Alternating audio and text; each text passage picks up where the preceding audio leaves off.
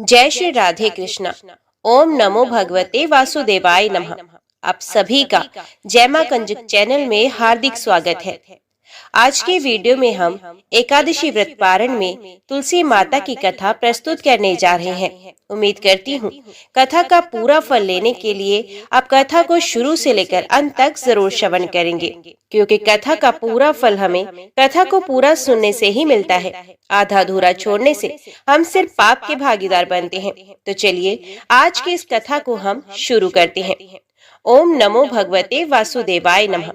ब्रह्मा जी बोले, जो विष्णु भक्त प्रातः काल स्नान करके पवित्र हो कोमल तुलसी दल से भगवान दामोदर की पूजा करता है, वे निश्चय ही मोक्ष प्राप्त करता है। जो भक्ति से रहत है, वे यदि स्वर्ण आदि से भी भगवान की पूजा करे तो भी वे उसकी पूजा ग्रहण नहीं करते। सभी वर्णों के लिए भक्ति ही सबसे उत्कृष्ट मानी गई है। भक्तिहीन कर्म भगवान विष्णु को प्रसन्न करने वाला नहीं होता। यदि तुलसी के आधे पत्ते से भी प्रतिदिन भक्ति पूर्वक भगवान की पूजा की जाए तो भी वे स्वयं आकर दर्शन देते हैं। पूर्व काल में भक्त विष्णुदास भक्ति पूर्वक तुलसी पूजन से शीघ्र ही विष्णु धाम को चला गया हो राजा चोल उसके तुलना में गौण हो गए। अब तुलसी का महात्म्य सुनो। वे पाप का नाश और पुण्य की वृद्धि करने वाली है। अपनी लगाई हुई तुलसी जितना ही अपने मूल का विस्तार करती है, उतने ही सहस्र युगों तक मनुष्य ब्रह्मलोक में प्रतिष्ठित होता है। यदि कोई तुलसी संयुक्त जल में स्नान करता है तो वे सब पापों से मुक्त होकर भगवान विष्णु के लोक में आनंद का अनुभव करता है। महामुनि, जो लगाने के लिए तुलसी का संग्रह करता है और लगाकर तुलसी का वन तैयार कर देता है, वे उतने से ही पाप मुक्त होकर ब्रह्मभाव को प्राप्त होता है। जिसके घर में तुलसी का बगीचा विद्यमान है, उसका वे घर तीर्थ के समान है। वहाँ यमराज के दूत नहीं जाते।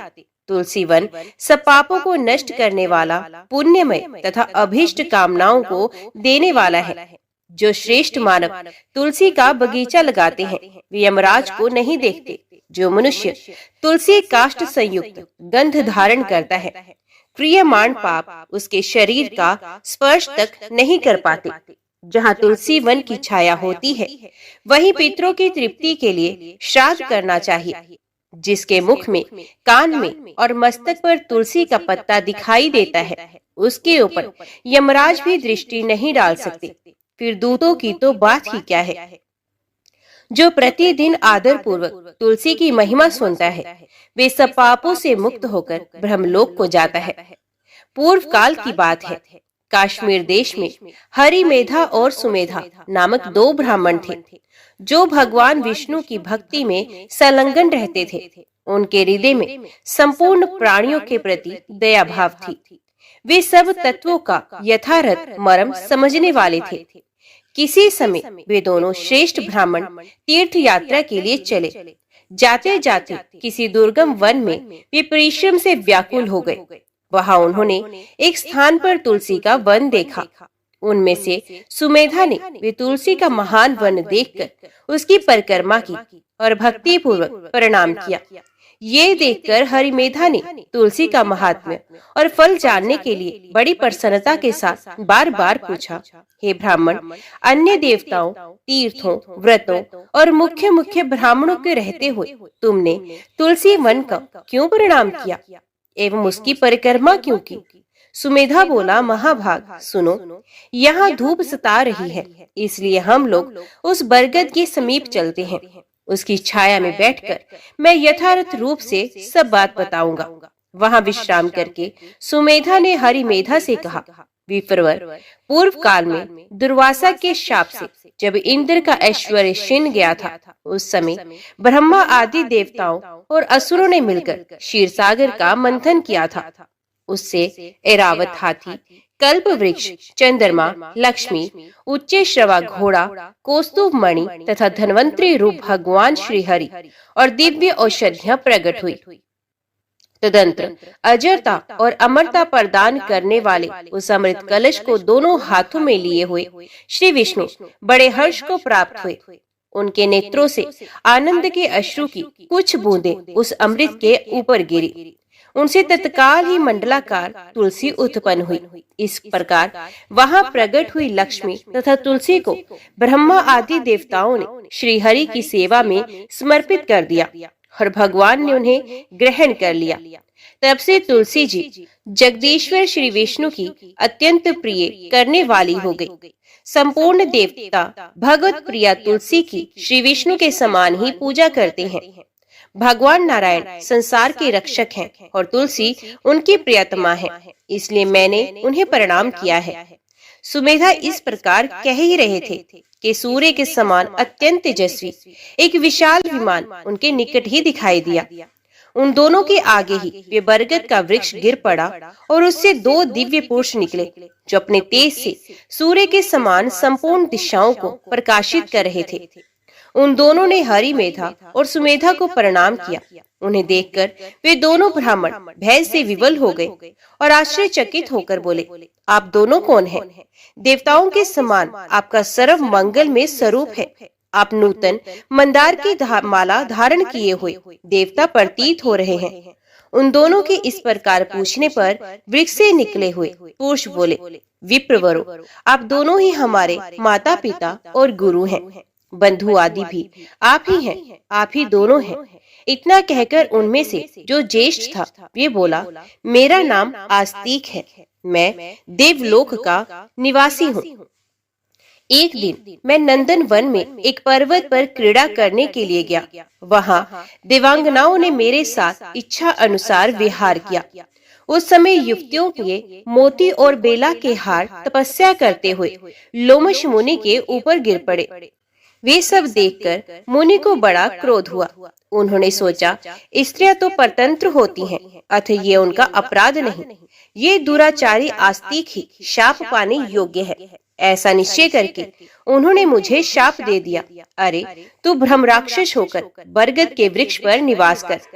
फिर मैंने विनय पूर्वक जब उन्हें प्रसन्न किया, तब उन्होंने शाप से मुक्त होने की अवधि भी निश्चित कर दी। जब तू किसी ब्राह्मण के मुख से भगवान विष्णु का नाम और तुलसी दल की महिमा सुनेगा, तब तत्काल तुझे उत्तम मोक्ष प्राप्त होगा। इस प्रकार मुनि का शाप पाकर मैं चिरकाल से अत्यंत दुखी हो इस वट वृक्ष पर निवास कर रहा था। आज देववश आप दोनों के दर्शन से मुझे निश्चय ही ब्राह्मण के शाप से छुटकारा मिल गया है। अब मेरे इस दूसरे साथी की कथा सुनिए। ये पहले एक श्रेष्ठ मुनि थे और सदा गुरु की सेवा में ही लगे रहते थे। एक समय गुरु की आज्ञा का उल्लंघन करके ये ब्रह्म राक्षस भाव को प्राप्त हो गए, किंतु आपके प्रसाद से इस समय इनकी भी ब्राह्मण के शाप से मुक्ति हो गई। आप दोनों ने तीर्थ यात्रा का फल तो यही साध लिया। ऐसा कहकर वे दोनों उन श्रेष्ठ ब्राह्मणों को बार बार प्रणाम करके उनकी आज्ञा लेकर प्रसन्नता पूर्वक दिव्य धाम को गए। तत्पश्चात वे दोनों श्रेष्ठ मुनि परस्पर पुण्यमय तुलसी की प्रशंसा करते हुए तीर्थ यात्रा के लिए चल दिए।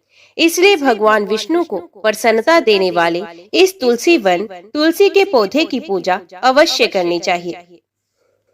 एक बार कार्तिकेय जी ने महादेव जी से कहा, प्रभु, मैं आपसे ये जानना चाहता हूँ कि कौन सा ऐसा वृक्ष है जिसका पत्ता और फूल भी मोक्ष प्रदान करने वाला है।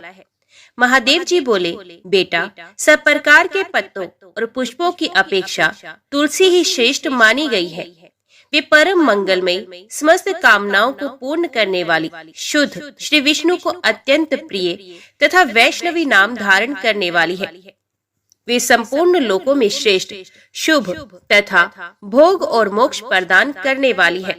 भगवान श्री विष्णु ने पूर्व काल में संपूर्ण लोकों का हित करने के लिए तुलसी का वृक्ष रोपा था। तुलसी के पत्ते और पुष्प सब धर्मों में प्रतिष्ठित हैं। जैसे भगवान श्री विष्णु को लक्ष्मी और मैं दोनों प्रिय हैं, उसी प्रकार ये तुलसी देवी भी परम प्रिय है।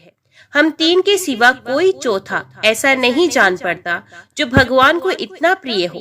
तुलसी दल के बिना दूसरे फलों, फूलों, पत्तों तथा चंदन आदि के लेपों से भगवान श्री विष्णु को उतना संतोष नहीं होता। जिसने तुलसी दल के द्वारा पूर्ण श्रद्धा के साथ प्रतिदिन भगवान श्री विष्णु का पूजन किया है, उसने दान, होम, यज्ञ और व्रत आदि सब पूर्ण किए हैं। तुलसी दल से भगवान की पूजा कर लेने पर कांति, सुख, भोग सामग्री, यश, लक्ष्मी, श्रेष्ठ कुल, शील पत्नी, पुत्र, कन्या, धन, राज्य, आरोग्य, ज्ञान, विद्वान, वेद, वेदांग, शास्त्र, पुराण, तंत्र और संहिता सब कुछ मैं कर तलक तक समझता हूँ। जैसे पुण्य सलीला गंगा मुक्ति प्रदान करने वाली है, उसी प्रकार ये तुलसी भी कल्याण करने वाली है। सकंद, यदि मंजरे युक्त तुलसी पत्रों के द्वारा भगवान श्री विष्णु की पूजा की जाए तो उसके पुण्य फल का वर्णन करना असंभव है। जहाँ तुलसी का वन है वहीं भगवान श्री विष्णु की समीपता है तथा वहीं ब्रह्मा और लक्ष्मी जी भी संपूर्ण देवताओं के साथ विराजमान है। इसलिए अपने निकटवर्ती स्थान में तुलसी देवी को रोपकर उनकी पूजा अवश्य करनी चाहिए। तुलसी के निकट जो स्तोत्र, मंत्र आदि का जप किया जाता है वे सब अनंत गुना फल देने वाला होता है। प्रेत, पिशाच, कुष्मांड, ब्रह्म, राक्षस, भूत और दैत्य आदि सब तुलसी के वृक्ष से दूर भागते हैं। ब्रह्म हत्या आदि पाप तथा पाप और खोटे विचार से उत्पन्न होने वाले रोग ये सब तुलसी वृक्ष के समीप नष्ट हो जाते हैं। जिसने श्री भगवान की पूजा के लिए पृथ्वी पर तुलसी का बगीचा लगा रखा है, उसने उत्तम दक्षिणाओं से युक्त 100 यज्ञों का विधिवत अनुष्ठान पूर्ण कर लिया है। जो श्री भगवान के प्रतिमाओं तथा शालिग्राम शिलाओं पर चढ़े हुए तुलसी दल को प्रसाद के रूप में ग्रहण करता है, वे श्री विष्णु के सायुज्य को प्राप्त होता है। जो श्री हरि की पूजा करके उन्हें निवेदन किए हुए तुलसी दल को अपने मस्तक पर धारण करता है, वे पाप से शुद्ध होकर स्वर्गलोक को प्राप्त होता है। कलयुग में तुलसी का पूजन, कीर्तन, ध्यान, रोपण और धारण करने से वे पाप को जलाती और स्वर्ग एवं मोक्ष प्रदान करती है। जो तुलसी के पूजन आदि का दूसरों को उपदेश देता और स्वयं भी आचरण करता है, वे भगवान श्री लक्ष्मीपति के परम धाम को प्राप्त होता है। जो वस्तु भगवान श्री विष्णु को प्रिय जान पड़ती है, वे मुझे भी अत्यंत प्रिय है। श्राद्ध और यज्ञ आदि कार्यों में तुलसी का एक भी पत्ता महान पुण्य प्रदान करता है। जिसने तुलसी की सेवा की है, उसने गुरु, ब्राह्मण, देवता और तीर्थ सबका भली भांति सेवन किया है। इसलिए षडानन, तुम तुलसी का सेवन करो। जो शिखा में तुलसी स्थापित करके प्राणों का परित्याग करता है, वे पाप राशि से मुक्त हो जाता है। राजसूय आदि यज्ञ, भांति भांति के व्रत तथा संयम के द्वारा धीर पुरुष जिस गति को प्राप्त करता है, वहीं उसे तुलसी की सेवा से मिल जाती है। तुलसी के एक पत्र से श्री हरि की पूजा करके मनुष्य वैष्णव तप को प्राप्त करता है। उसके लिए अन्यान्य शास्त्रों के विस्तार की क्या आवश्यकता है। जिसने तुलसी की शाखा तथा कोमल पत्तियों से भगवान श्री विष्णु की पूजा की है, वे कभी माता का दूध नहीं पीता, उसका पुनर्जन्म नहीं होता। कोमल तुलसी दलों के द्वारा प्रतिदिन श्री हरि की पूजा करके मनुष्य अपनी सैकड़ों और हजारों पीढ़ियों को पवित्र कर सकता है। तात, ये मैंने तुमसे तुलसी के प्रधान गुण बतलाए हैं। संपूर्ण गुणों का वर्णन तो बहुत अधिक समय लगाने पर भी नहीं हो सकता। ये उपाख्यान पुण्य राशि का संचय करने वाला है। जो प्रतिदिन इसका श्रवण करता है, वे पूर्व जन्म के किए हुए पाप तथा जन्म मृत्यु के बंधन से मुक्त हो जाता है। बेटा, इस अध्याय के पाठ करने वाले मनुष्य को कभी रोग नहीं सताते, अज्ञान उसके निकट नहीं आता, उसकी सदा विजयी होती है। ब्राह्मणों ने कहा, गुरुदेव, हमने आपके मुख से तुलसी के पत्र और पुष्प का शुभ महात्म्य सुना, जो भगवान श्री विष्णु को बहुत ही प्रिय है। अब हम लोग तुलसी के पुण्य में स्तोत्र का श्रवण करना चाहते हैं। व्यास जी बोले, हे ब्राह्मणों, पहले सकंद पुराण में मैं जो कुछ बतला आया हूँ वो यहाँ भी कहता हूँ। शतानंद मुनि के शिष्य कठोर व्रत का पालन करने वाले थे। उन सबों ने एक दिन अपने गुरु को प्रणाम करके परम पुण्य और हित की बात पूछी। शिष्यों ने कहा, हे नाथ, ब्रह्मवेत्ताओं में श्रेष्ठ, आपने पूर्व काल में ब्रह्मा जी के मुख से तुलसी जी के जिस स्तोत्र का श्रवण किया था उसको हम आपसे सुनना चाहते हैं। शतानंद जी बोले, हे शिष्यगण, तुलसी का नाम उच्चारण करने पर असुरों का दर्प दलन करने वाले भगवान श्री विष्णु प्रसन्न होते हैं। मनुष्य के पाप नष्ट हो जाते हैं तथा उसे अक्षय पुण्य की प्राप्ति होती है, जिसके दर्शन मात्र से करोड़ों गोदान का फल होता है। उस तुलसी का पूजन और वंदन लोग क्यों न करें। कलयुग के संसार में वे मनुष्य धन्य हैं जिनके घर में शालिग्राम शिला का पूजन संपन्न करने के लिए प्रतिदिन तुलसी का वृक्ष भूतल पर लहलहाता रहता है। जो कलयुग में भगवान श्री केशव की पूजा के लिए पृथ्वी पर तुलसी का वृक्ष लगाते हैं, उन पर यदि यमराज अपने किंकरों सहित रुष्ट हो जाए तो भी वे उनका क्या कर सकते हैं। तुलसी, तुम अमृत से उत्पन्न हो और केशव को सदा ही प्रिय हो। हे कल्याणी, मैं भगवान की पूजा के लिए तुम्हारे पत्तों को चुनता हूँ। तुम मेरे लिए वरदायिनी बनो। तुम्हारे श्रीअंगों से उत्पन्न होने वाले पत्रों और मंजरियों द्वारा मैं सदा ही जिस प्रकार श्रीहरि का पूजन कर सकूं वैसा उपाय करो। पवित्रांगी तुलसी, तुम कलिमल का नाश करने वाली हो। इस भाव के मंत्रों से जो तुलसी दलों को चुनकर उनसे भगवान वासुदेव का पूजन करता है, उसकी पूजा का करोड़ गुना फल मिलता है। देवेश्वरी, बड़े बड़े देवता भी तुम्हारे प्रभाव का गायन करते हैं। मुनि, सिद्ध, गंधर्व, पाताल निवासी, साक्षात नागराज शेष तथा संपूर्ण देवता भी तुम्हारे प्रभाव को नहीं जानते हैं। केवल भगवान श्री विष्णु ही तुम्हारी महिमा को पूर्ण रूप से जानते हैं। जिस समय क्षीर समुद्र के मंथन का उद्योग प्रारंभ हुआ था, उस समय श्री विष्णु के आनंदाश से तुम्हारा प्रादुर्भाव हुआ। पूर्व काल में श्री हरि ने तुम्हें अपने मस्तक पर धारण किया था। देवी, उस समय श्री विष्णु के शरीर का संपर्क पाकर तुम परम पवित्र हो गई हो। तुलसी, मैं तुम्हें प्रणाम करता हूँ। तुम्हारे श्रीअंग से उत्पन्न पत्रों द्वारा जिस प्रकार श्री हरि की पूजा कर सकूं, ऐसी कृपा करो जिससे मैं निर्विघ्नता पूर्वक परम गति को प्राप्त हूँ। साक्षात श्री कृष्ण ने तुम्हें गोमती तट पर लगाया और बढ़ाया था। वृंदावन में विचरते समय उन्होंने संपूर्ण जगत और गोपियों के हित के लिए तुलसी का सेवन किया। जगत प्रिय तुलसी, पूर्व काल में वशिष्ठ जी के कथनानुसार श्री रामचंद्र जी ने भी राक्षसों का वध करने के उद्देश्य से सरयू के तट पर तुम्हें लगाया था। तुलसी देवी, मैं तुम्हें प्रणाम करता हूँ। श्री रामचंद्र जी से वियोग हो जाने पर अशोक वाटिका में रहते हुए जनक किशोरी सीता ने तुम्हारा ही ध्यान किया था, जिससे उन्हें पुण्य अपने प्रियतम का समागम प्राप्त हुआ। पूर्व काल में हिमालय पर्वत पर भगवान शंकर की प्राप्ति के लिए पार्वती देवी ने तुम्हें लगाया और अपनी अभीष्ट सिद्धि के लिए तुम्हारा सेवन किया था। तुलसी देवी, मैं तुम्हें नमस्कार करता हूँ। संपूर्ण देवांगनाओं और किन्नरों ने भी दुस्वपन का नाश करने के लिए नंदन वन में तुम्हारा सेवन किया था। देवी, तुम्हें मेरा नमस्कार है। धर्मरान्य गया में साक्षात पितरों ने तुलसी का सेवन किया था। दंडकारण्य में भगवान श्री रामचंद्र ने अपने हित साधन की इच्छा से परम पवित्र तुलसी का वृक्ष लगाया तथा लक्ष्मण और सीता ने भी बड़ी भक्ति के साथ उसे पोसा था। जिस प्रकार शास्त्रों में गंगा जी को त्रिभुवन व्यापिनी कहा गया है, उसी प्रकार तुलसी देवी भी संपूर्ण चराचर जगत में दृष्टि गोचर होती हैं। तुलसी का ग्रहण करके मनुष्य पातकों से मुक्त हो जाता है। अरे और तो और मनीश्वरों, तुलसी के सेवन से ब्रह्म हत्या भी दूर हो जाती है।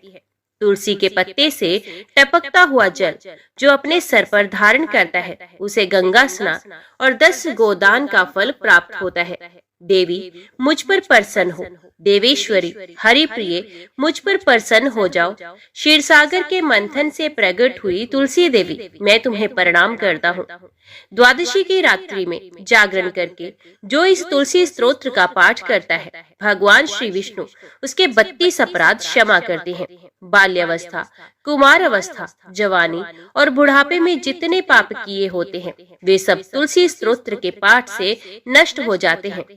तुलसी के स्तोत्र से संतुष्ट होकर भगवान सुख और अभ्युदय प्रदान करते हैं। जिस घर में तुलसी का स्तोत्र लिखा हुआ विद्यमान रहता है, उसका कभी अशुभ नहीं होता। उसका सब कुछ मंगलमय होता है, किंचित भी अमंगल नहीं होता। उसके लिए सदा सुकाल रहता है। वे घर प्रचुर धन धान्य से भरा रहता है। तुलसी स्तोत्र का पाठ करने वाले मनुष्य के हृदय में भगवान श्री विष्णु के प्रति अविचल भक्ति होती है तथा उसका वैष्णवों से कभी वियोग नहीं होता है। इतना ही नहीं, उसकी बुद्धि कभी अधर्म में नहीं प्रवृत्त होती। जो द्वादशी की रात्रि में जागरण करके तुलसी स्तोत्र का पाठ करता है, उसे करोड़ों तीर्थों के सेवन का फल मिलता है। धर्मराज ने तुलसी की महिमा बताते हुए कहा, ब्राह्मण पत्तों की जितनी जातियां हैं, उन सब में तुलसी भगवान श्री विष्णु को अधिक प्रिय है। पुष्कर आदि जितने तीर्थ हैं, गंगा आदि जितनी नदियां हैं तथा वसुदेव आदि जो देवता हैं, वे सभी तुलसी दल में निवास करते हैं।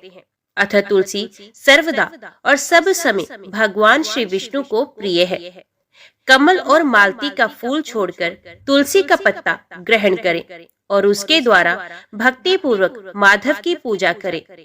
उसके पुण्य फल का पूरा वर्णन करने में शेष भी समर्थ नहीं है।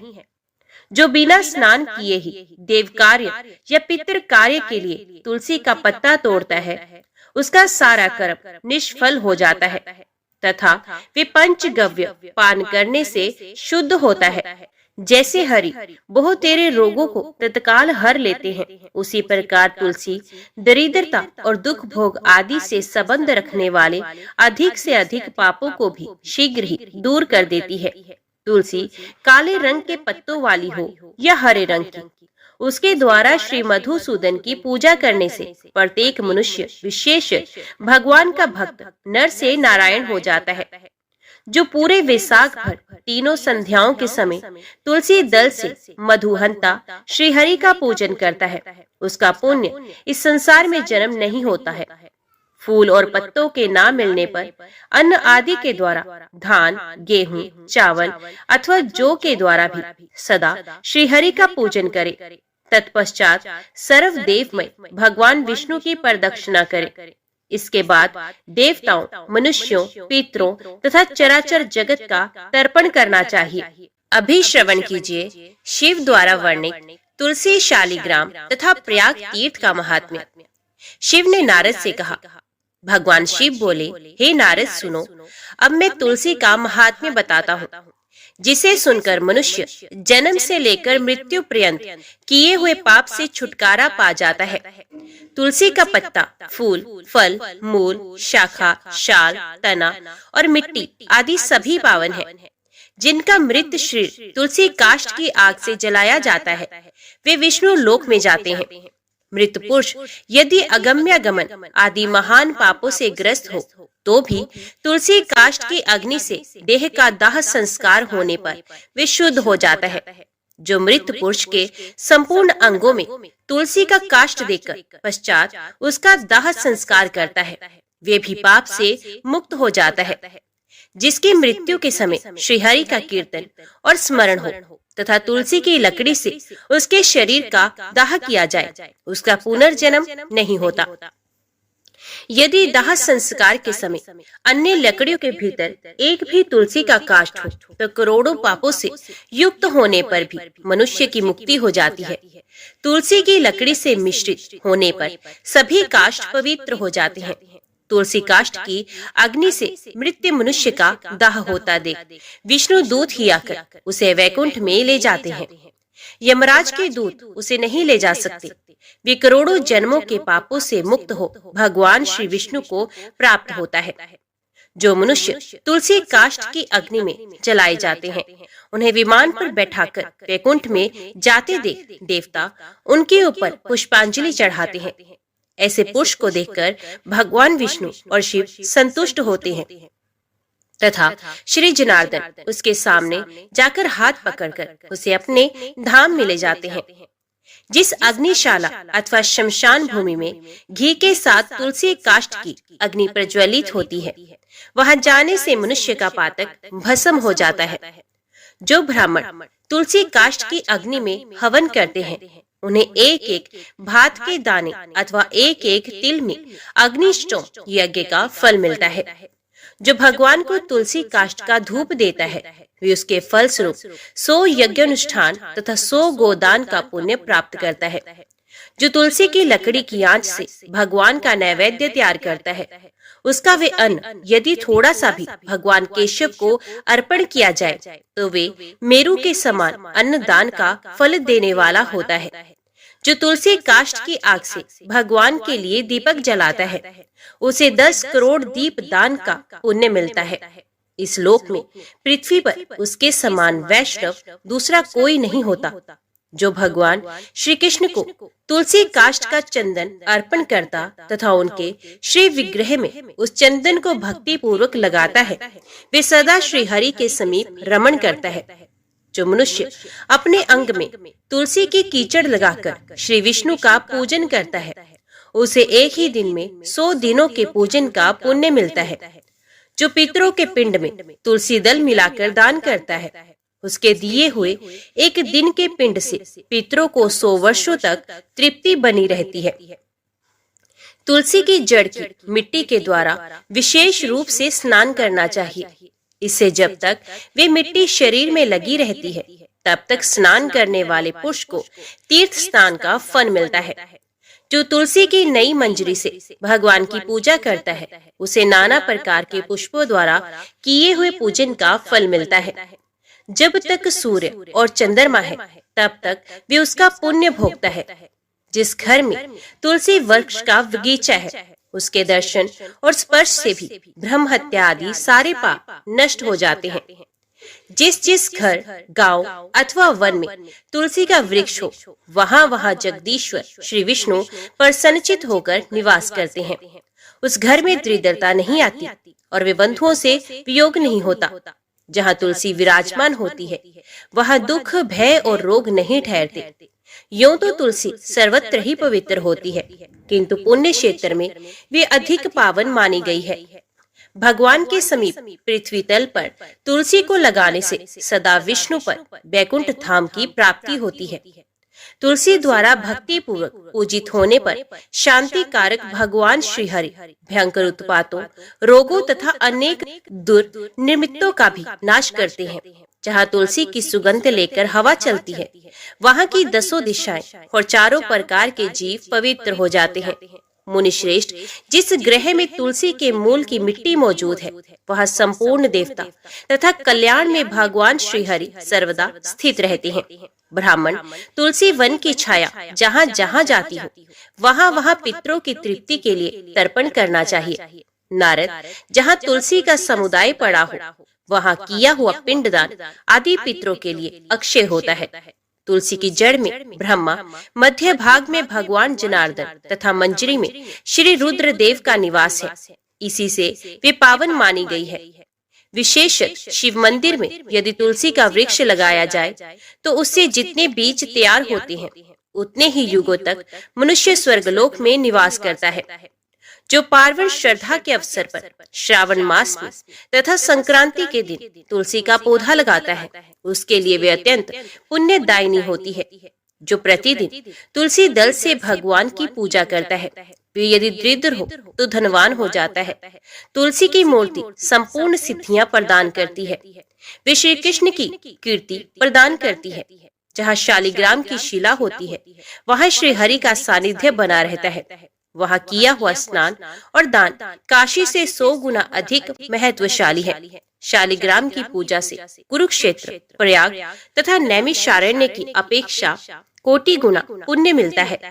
जहाँ कहीं शालिग्राम में मुद्रा हो वहाँ काशी का सारा पुण्य प्राप्त हो जाता है।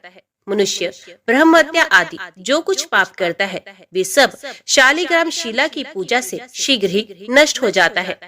नारद, अब मैं वेदों में कही हुई प्रयाग तीर्थ की महिमा का वर्णन करता हूँ। जो मनुष्य पुण्य कर्म करने वाले हैं वे ही प्रयाग में निवास करते हैं। जहाँ गंगा, यमुना, सरस्वती तीनों नदियों का संगम है वही तीर्थ प्रवर प्रयाग है। वे देवताओं के लिए भी दुर्लभ है। इसके समान तीर्थ तीनों लोकों में ना कोई हुआ है और ना ही कोई होगा। जैसे ग्रहों में सूर्य और नक्षत्र में चंद्रमा श्रेष्ठ है, उसी प्रकार सब तीर्थों में प्रयाग नामक तीर्थ उत्तम है। विद्वान जो प्रातःकाल प्रयाग में स्नान करता है वे महान पाप से मुक्त हो परम पद को प्राप्त होता है। जो दरिद्रता को दूर करना चाहता हो उसे प्रयाग में जाकर कुछ दान करना चाहिए। जो मनुष्य प्रयाग में जाकर वहां स्नान करता है वे धनवान और दीर्घजीवी होता है। वहां जाकर मनुष्य अक्षयवट का दर्शन करता है। उसके दर्शन मात्र से ब्रह्महत्या का पाप नष्ट होता है। उसे आदिवट कहा गया है। कल्पांत में भी उसका दर्शन होता है। उसके पत्र पर भगवान विष्णु शयन करते हैं, इसलिए वे अविनाशी माना गया है। विष्णु भक्त मनुष्य प्रयाग में अक्षयवट का पूजन करते हैं। उस वृक्ष में सूत लपेटकर उसकी पूजा करनी चाहिए। वहाँ माधव नाम से प्रसिद्ध भगवान विष्णु नित्य विराजमान रहते हैं। उनका दर्शन अवश्य करना चाहिए। ऐसा करने वाला पुरुष महापापों से छुटकारा पाता है। देवता, ऋषि और मनुष्य सभी वहाँ अपने अपने योग्य स्थान का आश्रय लेकर नित्य निवास करते हैं। गो हत्यारा, चांडाल, दुष्ट, दूषित हृदय, बालघाती तथा अज्ञानी मनुष्य भी यदि वह मृत्यु को प्राप्त होता है तो चतुर्भुज रूप धारण करके सदा ही वैकुंठ धाम में निवास करता है। जो मानव प्रयाग में माघ स्नान करता है उसे प्राप्त होने वाले पुण्य फल की कोई गणना नहीं। भगवान नारायण प्रयाग में स्नान करने वाले पुरुषों को भोग और मोक्ष प्रदान करते हैं। जैसे ग्रहों में सूर्य और नक्षत्रों में चंद्रमा श्रेष्ठ है, उसी प्रकार महीनों में माघ मास श्रेष्ठ है। ये सभी कर्मों के लिए उत्तम है। विद्वान ये माघ मकर का योग चराचर त्रिलोकी के लिए दुर्लभ है। जिसमें यत्न पूर्वक 7, 5 अथवा 3 दिन भी प्रयाग स्नान कर लेता है उसका अभय उदय होता है। मनुष्य आदि चराचर जीव प्रयाग तीर्थ का सेवन करके वैकुंठ लोक को प्राप्त होते हैं। दिव्य लोक में रहने वाले जो वशिष्ठ और सनकादि ऋषि हैं, वे भी प्रयाग तीर्थ को बारंबार सेवन करते हैं। विष्णु, रुद्र और इंद्र भी तीर्थ प्रवर प्रयाग में निवास करते हैं। प्रयाग में दान और नियमों के पालन की प्रशंसा होती है। वहाँ स्नान और जलपान करने से पुनर्जन्म नहीं होता। श्री भगवान कहते हैं, हे ब्राह्मण, कांपिल्य नगर में वीरबाहु नाम से प्रसिद्ध एक राजा हो गए हैं। वे सत्यवादी, क्रोध पर विजय पाने वाले, ब्रह्म ज्ञानी तथा मेरे भक्त थे। उनका स्वभाव बड़ा दयालु था। वे वैष्णवों के भक्त थे और मेरी कथा सुनने में सदा रुचि रखते थे। दानी, विद्वान, क्षमाशील, प्राकर्मी, जितेंद्रिय तथा अपनी ही स्त्री से स्नेह रखने वाले थे। उनकी स्त्री पतिव्रता, परम साध्वी तथा मेरी भक्ति में तत्पर रहने वाली थी। अपनी उस रानी के साथ वे समूची पृथ्वी का पालन करते और मेरे सिवा दूसरी किसी देवता को नहीं जानते थे। एक दिन महामुनि भारद्वाज महात्मा वीरबाहु के घर पधारे। उन्हें देखकर राजा ने विधि पूर्वक अर्घ्य दे उनका स्वागत सत्कार किया। अपने ही हाथ से उनके लिए आसन बिछाया और बड़ी भक्ति से प्रणाम करके मुनि के आगे खड़े होकर बोले, हे ब्रह्म ऋषि, आज मेरा जन्म सफल हो गया। परमात्मा भगवान विष्णु मुझ पर प्रसन्न है, जिससे आप जैसे योगी राज ने आज मेरे घर पर पर्दापण किया है। आपकी पवित्र दृष्टि पड़ने से आज मैं कोटि कोटि पापों से मुक्त हो गया। भारद्वाज बोले, हे महाभाग, तुम विष्णु भगवान के भक्त हो। उत्तम प्रजाओं से युक्त ये धरती धन्य है जिसकी तुम रक्षा करते हो। जहाँ का राजा भगवान विष्णु का भक्त ना हो उस राज्य में निवास नहीं करना चाहिए। जंगल और तीर्थ में निवास करना अच्छा है, परंतु वैष्णवहीन राज्य में रहना कदापि श्रेयस्कर नहीं। जहाँ भगवत भक्त राजा इस पृथ्वी का शासन करता है उस पाप शून्य राज्य को वैकुंठ मानना चाहिए। जैसे मंत्रहीन आहुति, मरे हुए बछड़े वाली गाय का दूध, दशमी विद्या एकादशी, लंबे लंबे केश रखने वाली विधवा तथा स्नान के बिना व्रत, ये सब श्रेष्ठ नहीं माने जाते। उसी प्रकार बिना वैष्णव का राज्य भी अच्छा नहीं है। राजन, मैंने जो तुम्हारी ओर देखा है उस मेरी दृष्टि सफल हो गई। जो तुम्हारे साथ वार्तालाप करती है वे मेरी वाणी भी आज सफल हो गई। तुम भगवान विष्णु के भजन में तत्पर रहने वाले परम पवित्र राजा हो। मैंने तुम्हारा दर्शन कर लिया। तुम्हारा कल्याण हो, तुम सुखी रहो। अब मैं जाऊंगा। इसी समय महारानी कांतिमती ने भी आकर मुनि श्रेष्ठ भारद्वाज को प्रणाम किया। तब मुनि ने उन्हें आशीर्वाद देते हुए कहा, सुंदरी, तुम सौभाग्यवती और पतिव्रता रहो। शुभे, भगवान विष्णु में तुम्हारी अविचल भक्ति हो।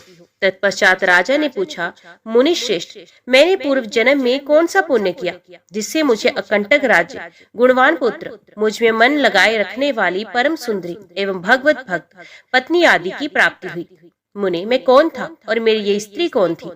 भारद्वाज ने कहा, राजन, तुम पूर्व जन्म में जीव हिंसा प्राण शूद्र थे, नास्तिक, दुराचारी, परिस्त्रीगामी, कृतघ्न, उदंड और सदाचार शून्य थे। परंतु तुम्हारी जो स्त्री थी, ये पूर्व जन्म में भी तुम्हारी ही पत्नी थी।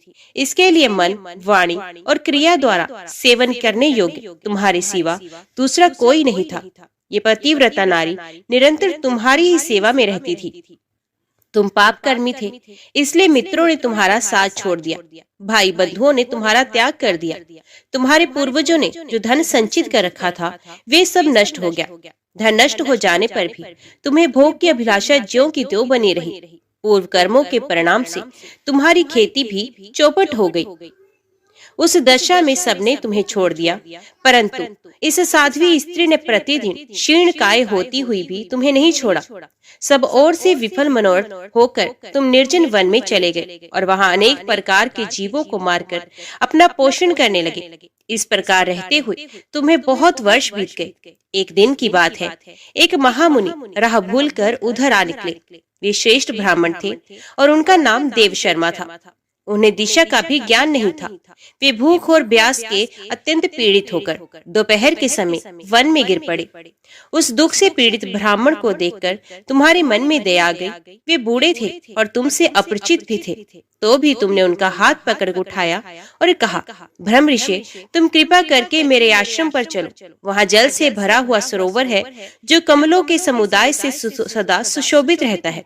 वे आश्रम सुंदर फल फूलों वाले मनोहर वृक्षों से घिरा हुआ है। वहाँ ठंडे जल में स्नान करके नित्य क्रम करो, उसके बाद फल खाओ और शीतल जल पियो। ब्राह्मण को कुछ कुछ चेत हुआ और वे उस शूद्र का हाथ पकड़कर जलाशय के समीप बैठ गए। वहाँ सरोवर के तट पर वृक्ष की छाया में बैठे, फिर विधि पूर्वक स्नान करके देवताओं और पितरों का तर्पण करने के पश्चात भगवान विष्णु की पूजा की और शीतल जल पिया। वृक्ष के नीचे आकर जब वे विश्राम करने लगे, तब वो शूद्र ने अपनी स्त्री के साथ आकर मुनि को साष्टांग प्रणाम किया और बड़ी भक्ति से कहा, ब्रह्म ऋषि, आप हमारे अतिथि हैं और हम दोनों का उद्धार करने के लिए ही यहाँ पधारे हैं। आपके दर्शन मात्र से हमारे सब पापों का नाश हो गया। ये कहकर उसने अपनी स्त्री से कहा, प्रिय, इन ब्राह्मण देवता के लिए तुम स्वादिष्ट, कोमल, सरस, पके हुए तथा प्रिय लगने वाले फल अर्पण करो। ब्राह्मण बोला, बेटा, मैं तुम्हें नहीं जानता। पहले तुम अपनी जाति और कुल का परिचय दो, क्योंकि बिना जाने हुए ब्राह्मण के यहाँ भी भोजन नहीं करना चाहिए। शूद्र ने कहा, हे द्विश्रेष्ठ, मैं शूद्र हूँ। मेरे दुष्ट बंधुओं ने मुझे त्याग दिया है। वे दोनों इस प्रकार बात कर ही रहे थे, इतने में ही शूद्र की पत्नी ने ब्राह्मण के आगे फल परोस दिए। ब्राह्मण ने उन फलों का भोजन किया और ठंडा जल पीकर उनका चित्त बहुत प्रसन्न हुआ। वहाँ सुख पाकर उन्होंने वृक्ष के नीचे विश्राम किया। शूद्र ने भी घर में जाकर अपनी पत्नी के साथ भोजन किया और फिर ब्राह्मण के समीप आकर कहा, मुनि श्रेष्ठ, आप कहाँ से इस निर्जन वन में आए हैं? ब्राह्मण ने उत्तर दिया, हे महाभाग, मैं ब्राह्मण हूँ और प्रयाग जाना चाहता हूँ। अपरिचित मार्ग से चलकर इस भयंकर वन में आ गया। तुमने आज मुझे जीवन दान दिया, बोलो मैं तुम्हारा क्या उपकार करूं? शूद्र बोला, राजा भीम से सुरक्षित विदर्भ नगरी मेरा निवास स्थान है। मैं महाराष्ट्र प्रांत का रहने वाला हूँ। मेरी जाति शूद्र है। मैं सदा पाप में ही लगा रहा। अपने वर्ण धर्म को मैंने छोड़ दिया। फिर बंधुओं ने मुझे त्याग दिया और मैं इस वन में चला आया। यहाँ प्रतिदिन जीव हिंसा करके अपनी स्त्री के साथ जीवन निर्वाह करता हूँ। महामुने, अब इस पातक से मुझे अत्यंत खेद और वैराग्य हो गया है। प्रभु, मुझ पापी के ऊपर कुछ दया कीजिए। द्विश्रेष्ठ, मेरे किसी पूर्व पुण्य के प्रभाव से आप यहाँ आए हैं। अब कृपा करके ऐसा उपदेश दे जिसके प्रभाव से मुझे अपनी पत्नी के साथ यमराज का दर्शन न करना पड़े। मैं भगवान विष्णु को छोड़कर और कुछ नहीं चाहता। देव शर्मा ने कहा, शूद्र, सहसा तुम्हारे मन में भगवान विष्णु के ऊपर जो ऐसी पूर्ण श्रद्धा बुद्धि हुई है, इससे तुम तीर्थ और व्रत के बिना ही करोड़ों पापों से मुक्त हो गए हो। आतिथ्य, सत्कार और भक्ति से तुम्हें भगवान विष्णु का पद प्राप्त हुआ। यूं कहकर देव शर्मा ब्राह्मण तीर्थराज प्रयाग को चले गए। राजन, तुमने जो कुछ भी पूछा था वे सब कुछ मैंने तुमसे कह सुनाया। राजा बोले, हे ब्राह्मण, संपूर्ण एकादशी की उत्तम विधि का उपदेश कीजिए जिससे भगवान विष्णु की प्रसन्नता प्राप्त हो। ऋषि ने कहा, राजन, सभी द्वादशी तिथियों को कल्याण में अखंड एकादशी व्रत का पालन करना चाहिए। दशमी को नक्त व्रत करें, एकादशी को दिन में और रात्रि में भी उपवास करें और द्वादशी को पारणा के साथ केवल एक बार भोजन करें। इसे अखंडा एकादशी कहते हैं। दिन के 8वें भाग में जब सूर्य की ज्योति मंद हो गई हो, उसी समय को नक्त जानना चाहिए। उसी में किए हुए भोजन को नक्त व्रत कहते हैं। रात्रि में भोजन करने का नाम नक्त व्रत नहीं है। कांसे के बर्तन में भोजन उड़द, मसूर, चना, कोदो, साग, शहद, दूसरे का अन्न, दोबारा भोजन और मैथुन, इन 10 वस्तुओं को विष्णु भक्त मनुष्य दशमी को त्याग दे।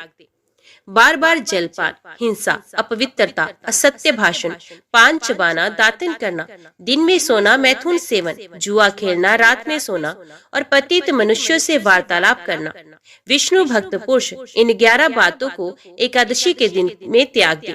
एकादशी को भगवान से प्रार्थना करें कि हे केशव, आज आपकी प्रसन्नता के लिए मेरे द्वारा दिन और रात में संयम नियम का पालन हो। मेरी सोई हुई इंद्रियों के द्वारा यदि स्वप्न में कोई विकलता भोजन या मैथुन की क्रिया हो जाए अथवा मेरे दांतों के अंदर यदि पहले से अन्न सटा हो, तो हे पुरुषोत्तम, इन सब बातों को क्षमा कीजिए। पापों से निर्वृत्त होकर जो गुणों के साथ वास किया जाए उसी को उपवास समझना चाहिए। शरीर को सुखाड़ डालने का नाम उपवास नहीं है।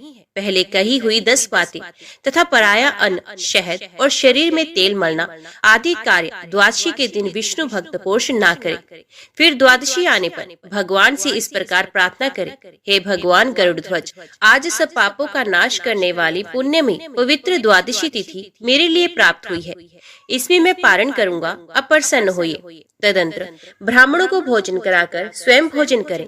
इस विधि से जब तक वर्ष की समाप्ति हो तब तक विद्वान पुरुष एकादशी व्रत करता रहे। वर्ष पूरा होने पर उसका उद्यापन करे। हर मास के शुभ शुक्ल पक्ष में एकादशी का उद्यापन किया जाता है। उसमें विधि के जानने वाले 12 ब्राह्मणों को आमंत्रित करके 13वें विद्यज्ञ आचार्य को पत्नी सहित आमंत्रित करे। यजमान स्नान करके पवित्र हो, श्रद्धा एवं इंद्रिय संयम पूर्वक पादम, अर्घ्य और वस्त्र आदि सामग्रियों से आचार्य आदि का पूजन करे। तत्पश्चात आचार्य उत्तम रंगों से चक्र कमल संयुक्त सर्वतो भद्र मंडल बनाए। उस मंडल को श्वेत वस्त्र से आवेष्टित करे। फिर पंच पल्लव तथा पंच रत्न से युक्त कर्पूर और अगुरु की सुगंध से वासित जल पूर्ण कलश को लाल कपड़े से वेष्टित करके उसके ऊपर तांबे का पूर्ण पात्र रखे। साथ ही उस कलश को फूलों की मालाओं से भी आवेष्टित करे और उसे सर्वतो भद्र मंडल के ऊपर स्थापित करे। कलश के ऊपर भगवान श्री लक्ष्मी नारायण की स्थापना करे। तदंतर 12 मासों के अधिपतियों की स्थापना करके अखंड व्रत की पूर्ति के लिए उनका पूजन करना चाहिए। मंडल से पूर्व भाग में शुभ शंख की स्थापना करते हुए कहें, हे पांचजन्य, तुम पहले समुद्र से उत्पन्न हुए, फिर भगवान विष्णु ने तुम्हें अपने हाथों में धारण किया। संपूर्ण देवताओं ने तुम्हारे रूप को संवारा है, तुम्हें नमस्कार है। फिर सर्वतो ब्रह्मंडल के उत्तर दिशा में हवन के लिए वेदी बनाए और संकल्प पूर्वक वेदोक्त विष्णु संबंधी मंत्रों से हवन करें। फिर भगवान विष्णु की प्रतिमा का स्थापन और पुरुष सुख एवं पौराणिक शुभ मंत्रों से उसका पूजन करें। नैवेद्य चढ़ाएं, धूप दीप आदि उपहार भेंट करके आरती उतारें। फिर यक्ष कर्दम, कर्पूर, अगुर, कस्तूरी और कंकोल से बनाए हुए अंग लेप से पूजा करके परिक्रमा करें। ब्राह्मणों से स्वसित वाचन कराकर नमस्कार करें। उसके बाद ब्राह्मणों को आचार्य आदि क्रम से वैदिक मंत्रों का जप करना चाहिए।